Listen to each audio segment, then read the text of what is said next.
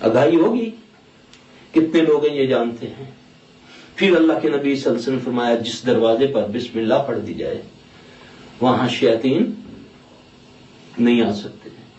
پھر نبی پاک صلی اللہ علیہ وسلم نے فرمایا جس دسترخوان پر بسم اللہ پڑھی جائے اس گھر کے شیاطین سے مراد بار بار میں یہ کہہ رہا ہوں جنات شیاطین، وہ شیطان ابلیس نہیں، وہ صرف 3 موقع پر آتا ہے، وہ بھی کبھی موقع ملا بتائیں گے.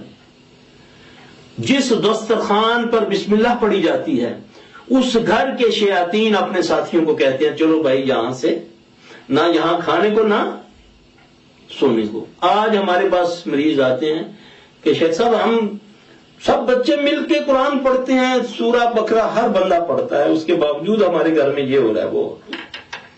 اس کی وجہ دروازے تو خود ہم نے کھولے ہوئے ہیں. جن چیزوں